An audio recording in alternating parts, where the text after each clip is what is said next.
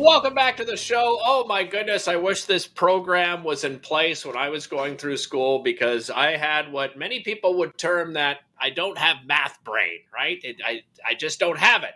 However, jump math, if it was around when I was a young child, I am sure I would have had a much better success. And I'm joined by Dr. John Mighton. He is the founder of Jump Math, and some exciting news because you've launched a brand new digital financial literacy program that I'd love to start off talking about, John. But first, tell us a little bit of the background of Jump Math.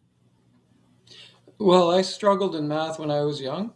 I almost failed calculus the first time through, and I didn't go into math until I was in my 30s and eventually got a doctorate. And so, based on my experience teaching now thousands of kids and the research we've done, I believe that almost anyone can learn math and can love learning math.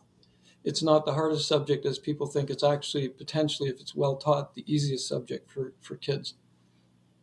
That's interesting because, as I said, I had an incredible struggle when it comes to mathematics, and it's nice to hear. So, I mean, my father is a chartered accountant, so you can imagine how how depressing it was for me to struggle in math. Let's talk about this Mhm. brand new, though, digital financial literacy program and platform that you've created.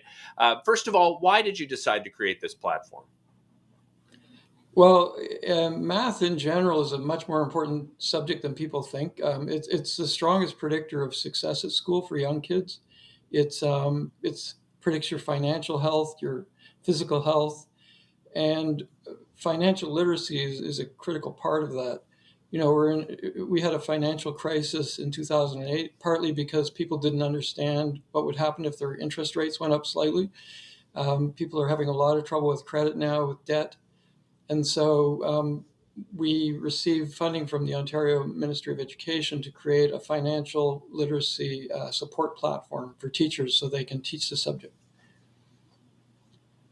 Yeah, and so what sort of teachings as you said, it fits into the curriculum. What sort of teachings and helpful resources and tools are available to educators?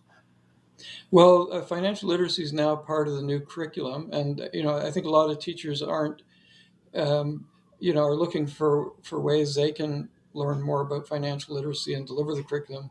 So we have on the platform, we have free lesson plans available, professional development for teachers, online activities and exercises for students. And teachers can even assign exercises and assess students so they know how they're doing. And that can be used in classrooms or remotely.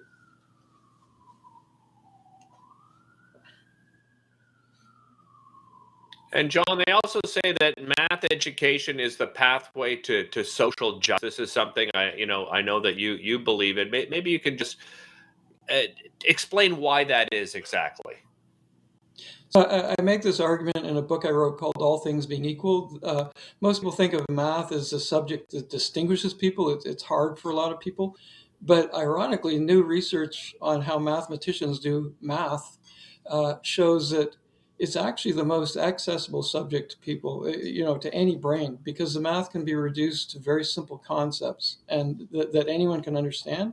The problem is people get overwhelmed by too many concepts. They don't get enough practice. They don't get enough guidance. They begin to think that they're bad at math. They begin to be anxious, and then it becomes a vicious cycle where they can't really think clearly or learn. And John, something else I know that you've discussed in the past is this sort of math anxiety. Maybe explain a little bit how your approach helps children work their way through it. Not just children. I would imagine some educators as well have a difficult time. But tell me about math anxiety and how your approach helps. Well, because people think math is hard, the minute you start to struggle, you start to worry that you don't have the talent you need to do it, and then you can't really process information or remember things or think clearly. And so we start with confidence building exercises for students to show them they can do math that looks hard to them, but they can do it. And then we carefully work within their zone of productive struggle. So in the beginning, kids need more support, they need more guidance. But as they get stronger and stronger, you let them struggle more and you let them work more independently, and they become eventually great problem solvers, confident and motivated problem solvers.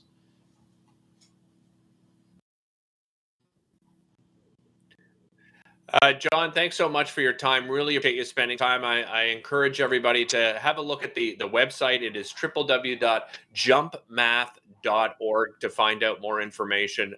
Again, thanks so much, John, for spending time with us. Coming up after the break, we're going to tell you about a gentleman and his dog who will be traveling across the country to raise awareness and raise funds for three fantastic charities that are very close to his heart. It's called Bill and Yoshi Cross Canada Bike Tour. And you know what? The good news is you'll be able to see not just Bill, but his beautiful rescue dog, Yoshi. That's coming up after the break. I'm Derek Fage. You're watching Daytime Ottawa here on Rogers TV.